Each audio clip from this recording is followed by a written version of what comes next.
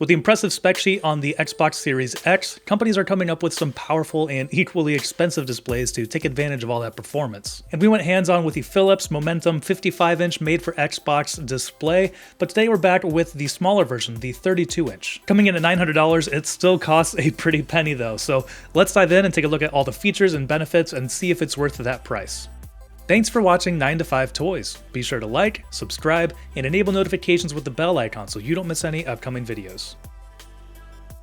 Hey everyone, I'm Jordan with 9 to 5 Toys, and we are checking out the Philips Momentum 32-inch designed for Xbox gaming monitor today. Now running through the quick specs, this is 32 inches, it has 4K resolution, set as 3840 by 2160, it supports up to 144 Hz, has a 1 millisecond gray to gray response time, it's using a 4K UHD IPS LCD panel, it's certified for display HDR 400, has Ambiglow lighting behind the monitor, and that retail price of $900. Alright, so first off, let's talk a little bit about the design and the stand. So as you can see, it can rotate left and right a few degrees. It's probably like 10 or 15 degrees.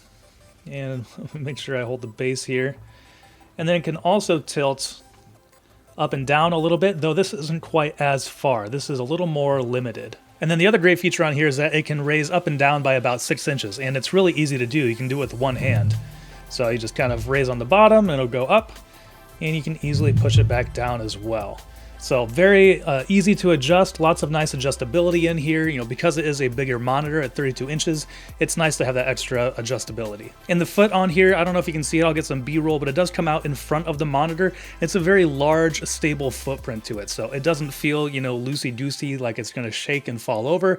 It feels very solid and it weighs close to 26 pounds, so a pretty heavy monitor as well. Otherwise, the design is pretty simple and looks nice. The bezels around the side and top are pretty thin, and there's about a 1-inch chin at the bottom. And behind the monitor on the right side is the menu button. It's over here. You can easily reach it if you just kind of put your hand over here to the side, and it's one of those multi-directional buttons where you can push left and right, up and down. And there are some quick access actions on here too.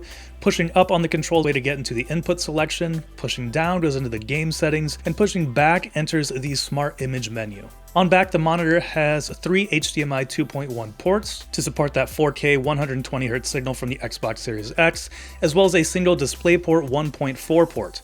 Also has a USB Type-C, 4 USB 3.2 ports, a USB Type-B port, and an audio out. And you can also kind of see on here, if you look at the back of the wall, there's ambient lighting. This is their Ambiglow. So Philips has put a bunch of LED lights around the back that can glow, you know, full spectrum RGB. And they don't have any diffusion on them, it's just the bare LEDs, but because they are projecting, you know, back onto a wall, then you'll never really actually see them, so it doesn't matter if there's diffusion on them. And within the Philips menus, there are a lot of different color settings here. You can set a static color like I have. I kind of just have the Xbox green.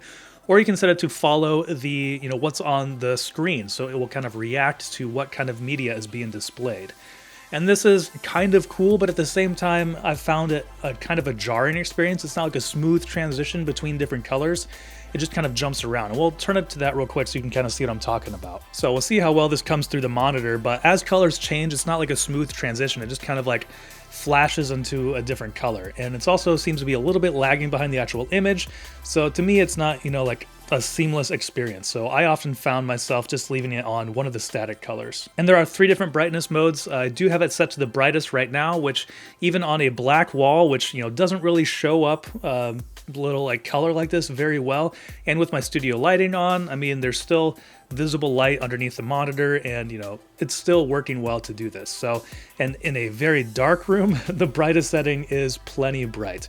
I would usually turn it down when I am gaming at night in a dark room. All right, so moving on to performance. Obviously, this monitor has been designed to show off what the Xbox Series X is capable of. So it's using that 4K resolution. It can go up to 144 Hz, which is above and beyond what the 120 Hz from the Xbox is capable of. And it looks really, really sharp. I have to get about a foot away from it to really notice, you know, any sort of pixels or any sort of degradation in the display. From a normal viewing distance, everything looks incredibly clean and sharp. And using an IPS panel, viewing angles on the monitor are pretty good. You can go off to the side and still get the picture, although it does start to lose some of that peak brightness when you get off to the side, even like, maybe 15 or 20 degrees. So really get the best out of the display, you do want to be right in front of it, but you can still see it from the side as well. And going up to 500 nits, the display is plenty bright as well. So it does a great job with bright content when you are playing video games, and even in bright rooms like this with my studio lights on, it's still a nice bright image. Just about the only place that I can really dock this is when it comes to black levels. When the screen on here is black, it just doesn't quite actually get really black. In a dark room, you can still kind of see that gray glow, which is pretty common with LCD panels. But when I am actually gaming or playing some sort of media, it's never really that big of an issue. I never noticed it, being that big of an issue to me when playing Destiny and Forza Horizon 5. The screen does have 10 different smart image kind of color modes. There is an Xbox mode. I found that to be a little bit too blue for me, so I didn't use it very often. But there's also a FPS mode, racing mode, RTS mode. There's a low blue light mode, an economy mode, so lots of different things you can do in there. Or you can kind of just dial in your own custom profile, which is usually what I had it set to. This monitor also has adaptive sync, which is great for the Xbox, and so that makes for a really smooth picture. You can also turn that off and turn on MPRT, and so when I did turn off adaptive sync and I turned that MPRT up to about 5, and then I also turned the smart response up to faster, that's where I found the crispiest image when I was doing the UFO test on my PC. That's where the UFO, looked the clearest as it was moving across the display. In this mode though, when playing like Destiny, there were a few areas where there was kind of like a flickering or a flashing on screen. Like when I was changing my loadout in the Destiny 2 menu, there would be a little flash when I would hover over new weapons. But turning off the MPRT and turning back on adaptive sync did take care of this. But in my experience, the flashing was never anything, even playing a couple matches with it, it was never anything that really took away from my gaming experience. But it was something I noticed and was a little obnoxious at times. So you can also just turn that off and turn on the adaptive sync. But overall, this image is just absolutely a treat for playing Xbox games. The sharp image combined with smooth motion and bright screen make for an immersive experience when playing Destiny 2, Forza Horizon 5, and any other titles that, require and are enhanced by quick movements. And it does have speakers built into it, although, they're nothing to write home about. They would be probably like a good laptop speaker, and they get pretty loud. At the same time, there's not a whole lot of depth to them, and if you're getting an immersive experience like this from the display, you really should be getting an immersive experience from your audio as well. So because this is on Xbox Series X and S, I'll suggest that you check out our review of some of the best headsets for Xbox Series X, and I'll link that up here, and you can kind of get an idea for some good options there. So overall, this has been an incredible display for gaming on the Xbox Series X. At $900, that is, quite a bit of money. Philips did also come out with a smaller version of this. They have a 27-inch, which has all the same specs and features.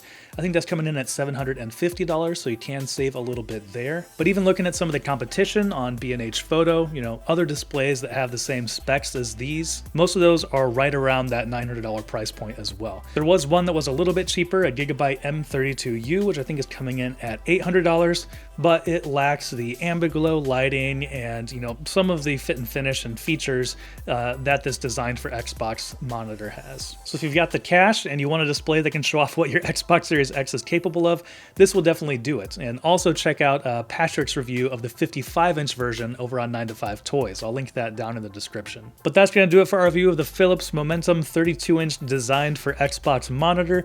Let us know what you think about it down in the comments below. If you're looking for some other videos to watch, I'll link to our headset roundup as well as our most recent video. And thanks for watching.